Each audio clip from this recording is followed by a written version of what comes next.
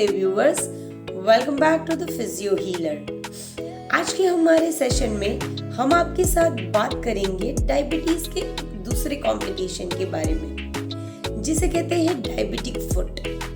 अब diabetic foot होता कैसे है? तो जब आप लॉन्ग पीरियड ऑफ टाइम से अगर आप डायबिटिक हो, आपकी ब्लड शुगर लेवल जो है वो हायर रेंज में रहती है, तो वो ब्लड शुगर जो है वो आपकी सर्कुलेशन को डैमेज कर सकती है। मतलब कि जो नॉर्मल ब्लड सर्कुलेशन होनी चाहिए हर एक पार्ट में बॉडी के, वो प्रॉपरली नहीं होती है और वो कम सर्कुलेशन होने लगती है। या तो फिर प्योरली जो ब्लड ऑक्सीजनेटेड ब्लड जो है वो सब पार्ट को मिलना चाहिए, वो नहीं मिल पाता है। तो ये हाई ब्लड शुगर की वजह से होता है। और दूसरी चीज जो है उसे कहते हैं डायबिटिक न्यूरोपैथी। मतलब कि लंबे अरसे से अगर डायबिटीज की वजह से आपकी नर्व्स जो है वो डैमेज हो रही है, तो आपकी सेंसरी सिस्टम जो है वो डिमिनिश्ड हो जाती है। आपके पेन फील करने की सेंसेशंस जो है वो कम हो जाते हैं, जिसे कहते हैं डायबिटिक न्यूरोपैथी। और वही डायबिटिक न्यूरोपैथी की वजह से आपको डायबिटिक फुट हो सकता है। मतलब कि ब्लड सर्कुलेशन कम है और सेंसेशंस भी डिमिनिश हो रहे हैं। तो ये दोनों चीज़ों की वजह से आपके फीट्स जो है वो मोर कॉमन है कि ये सारी चीज़ों को फील करें कंपेयर टू अदर ऑर्गन्स। तो फीट में जब भी कोई चीज़ लगती है, कट होता है, अल्सर होता है, ब्लिस्टर होता है, ब्रूज होता है, कॉर्न होता है, तो उसके जितने सेंसेशंस जल्दी आपको पता चलने चाहिए उससे वो कम पता चलते हैं, ताकि वो बहुत टाइम बाद आप उसको नोटिस करते हैं तो वो ज़्यादा बढ़ गया होता है। और हाई ब्लड शुगर की वजह से वो जल्दी से हील भी नहीं होता है, तो इसकी वजह से डायबिटिक फुट होता है। मतलब कि अगर कोई भी चीज़ कट होता है, ब्रूज होता है और वहाँ पे बैक्टीरियल इन्फेक्शन होने के चांसेस होते हैं, फंगल इन्फेक्शन होने के चांसेस होते हैं और उनमें से अल्सर हो जाता है। और अगर वो एक छोटा सा अल्सर अनट्रीटेड रहे तो वो बड़ा अल्सर में फॉर्म होता है और धीरे धीरे काफ़ी केसेस में वो गैंग्रीन में भी कन्वर्ट हो जाता है। और अगर आपको ये गैंग्रीन होने की शुरुआत हो जाती है, तो जैसे कि हमने कहा कि ब्लड सर्कुलेशन कम होने की वजह से वो गैंग्रीन जो है वो आपके फीट के आगे के हिस्सों में बढ़ने लगता है। और अगर उसको अनट्रीटेड रखे, या तो फिर आप उसको ट्रीटमेंट में डिले करते हैं, अनअटेंडेड रखते हैं, डॉक्टर्स को नहीं विजिट करते, तो हो सकता है कि आपको वो पार्ट जो है वो एम्प्यूट करना पड़े। मतलब कि कोई केसेस में आपकी फिंगर्स जो है वो एम्प्यूट करनी पड़ती है। अगर वो उससे आगे जाता है तो फुट के आगे के हिस्सों को भी एम्प्यूटेशन के तहत आपको वो एम्प्यूट करना पड़ता है। तो ये सारी गैंग्रीन की वजह से होने वाली समस्याएं हैं। तो अब इस डायबिटिक फुट को हम प्रिवेंट कैसे करें? या तो फिर अगर आपको कोई छोटी सी भी प्रॉब्लम हुई है तो उसको ट्रीट कैसे करें? या तो आप डॉक्टर के पास एज अर्ली एज पहुंचने के साइंस एंड सिम्टम्स कैसे जानें? तो आइए उसके बारे में बात करते हैं। तो सबसे पहले कि अगर आप डायबिटिक हो लॉन्ग टाइम से, तो आप अपने फीट को पीरियोडिकली आप उसको चेक करते रहे, सेल्फ एग्जामिन्ड करते रहे।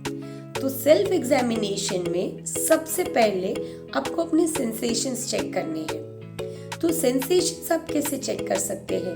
आपके फीट के नीचे के हिस्से में या तो ऊपर के हिस्से में कॉटन जैसी चीजें, या तो आप ईयरबड्स से रब कर सकते हैं, जिससे आपको उसके सेंसेशंस, फाइन सेंसेशंस है या कम हो चुके हैं वो आपको पता चल सके।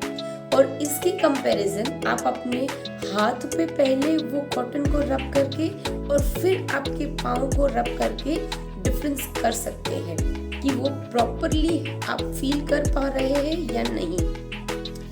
दूसरी चीज, आप थर्मल सेंसेशंस चेक कर सकते हैं जैसे कि कोई गर्म चीज़ और ठंडी चीज़, जो पहले आप अपने हाथ पे टेस्ट करें और फील करें कि वो कितना गर्म है या तो फिर कितना ठंडा है।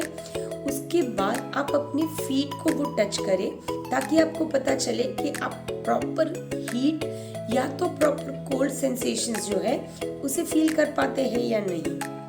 फिर कोई ब्लंट चीज से वहाँ पे टच करके आप या तो पिंच करके शार्प सेंसेशंस जो है वो टेस्ट कर सकते हैं। तो ये थी कुछ टिप्स कि आप अपने सेंसेशंस कैसे चेक करें। दूसरी चीज आप ये कर सकते हैं फिजिकल एग्जामिनेशन में कि पीरियोडिकली आपके फीट को, आपके फिंगर्स के बीच की गैप्स को, आपके सोल ऑफ फीट्स को ऑब्जर्व करें कि उनमें कहीं कोई स्किन में ड्राइनेस या तो क्रैक या ऐसी कोई भी चीज़ है या तो कोई छोटा सा अल्सर जैसी चीज़ें, कॉर्न, ब्लिस्टर, कैलस फॉर्मेशन ऐसा कुछ हो रहा है या नहीं, वो पीरियोडिकली चेक करते रहे।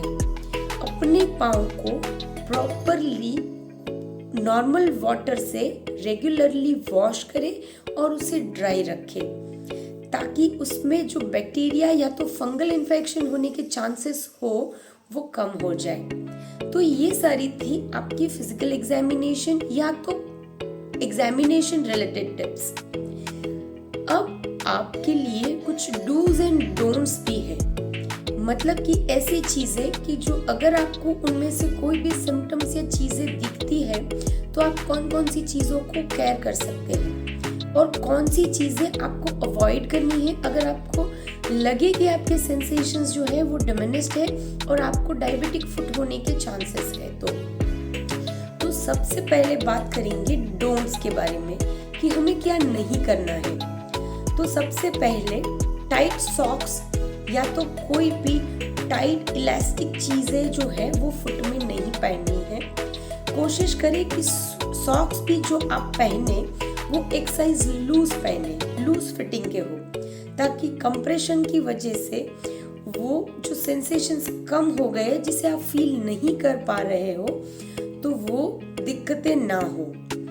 दूसरी चीज आप केयर करें कि आप शूज भी है वो टाइट फिटिंग के ना पहने, थोड़ी लूज फिटिंग के शूज पहने। और अगर आपने नए शूज खरीदे हैं तो वो 1 या 2 घंटे से ज्यादा ना पहने कुछ दिनों के लिए, जब तक कि वो थोड़े से साइज में बड़े ना हो जाए रेगुलर यूज के बाद। तीसरी चीज कि कोई भी गर्म वाटर का जो टब होता है या कभी भी कोई भी गर्म चीज में डायरेक्टली आपके पाँव को डिप ना करें।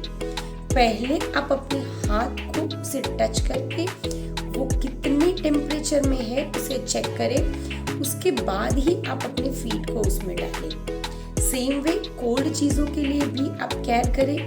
आपके पाँव जो है वो ज़्यादा टाइम तक मॉइस्ट या तो गीले नहीं होने चाहिए, उसे प्रॉपरली ड्राई रखें।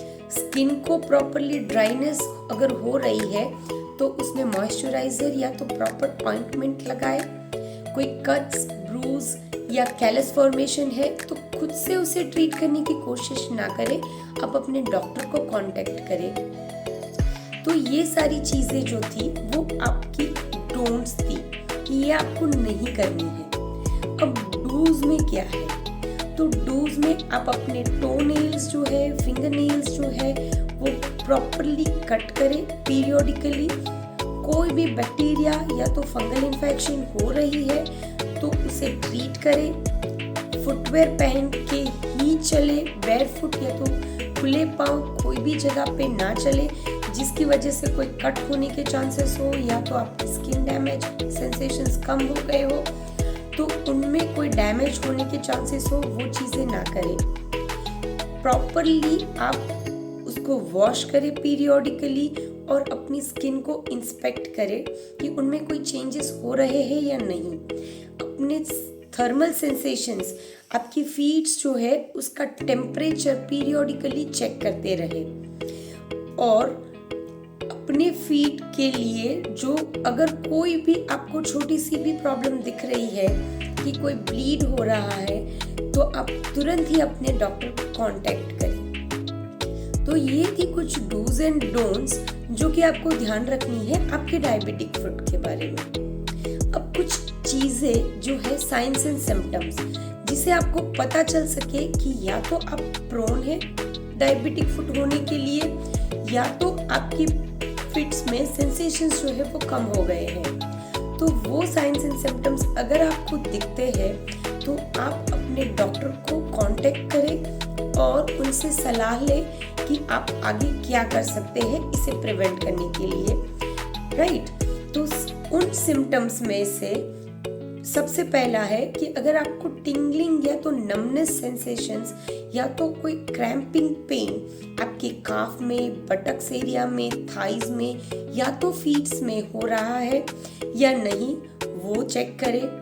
आप अपने टेम्परेचर को चेक करें कि आपके फीट्स के जो टेम्परेचर है वो नॉर्मल है या तो वो कंटिन्यूअसली वार्म रहते हैं या तो कोल्ड रहते हैं। तो आपको सर्कुलेशन रिलेटेड इश्यूज हो सकती है, तो उसकी केयर करें, वो चेक करें। अगर आपके पेन सेंसेशंस जो है वो कम हो गए हैं या तो फिर आपके जो पाँव के या तो टोस के ऊपर के हेयर लॉस हो रहे हैं, आपको ठंडा या गर्म के सेंसेशंस नहीं पता चल रहे हैं, अगर आपको कोई कट, ब्लिस्टर, ब्रूइज, कैलस होने पे प्रॉपरली फील नहीं हो रहा है, या तो आप उसको इंस्पेक्शन के दौरान आपको पता चलता है कि ऐसी कोई भी चीज़ हुई है, तो तुरंत ही आप अपने डॉक्टर को कांटेक्ट करें। क्योंकि डायबिटिक फिट होने के बाद अगर आपको नर्व डैमेज हो रही है तो आपके पेन सेंसेशंस जो है वो डिमिनिश्ड हो जाते हैं और काफ़ी बार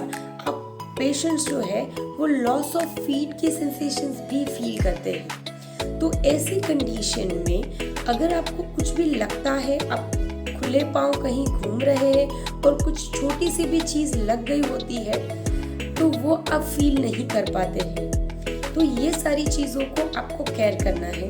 प्रॉपर अगर अल्सर या तो वुंड हुआ है तो उसकी प्रॉपर बैंडेजिंग, प्रॉपर ड्रेसिंग्स करनी ज़रूरी है और आपके डॉक्टर से सलाह लेकर या तो फिर आपके फुट स्पेशलिस्ट से सलाह लेकर उसकी प्रॉपर मेडिकेशन या तो ट्रीटमेंट शुरू करें। तो ये सारी चीज़ें थी डायबिटिक फुट के बारे में। हमारे आगे के वीडियो में हम आपको फिजियोथेरेपिस्ट आपको डायबिटिक फुट को प्रिवेंट करने में या तो आपकी सर्कुलेशन इंप्रूव करने में या तो आपके सेंसेशंस को मैनेज करने में कैसे हेल्प आउट कर सकते हैं उसके बारे में बात करेंगे। तो आशा करते हैं कि आपको आज का वीडियो अच्छा लगा हो और हमारे आगे के वीडियोस देखने के लिए स्टे ट्यून्ड विद अस।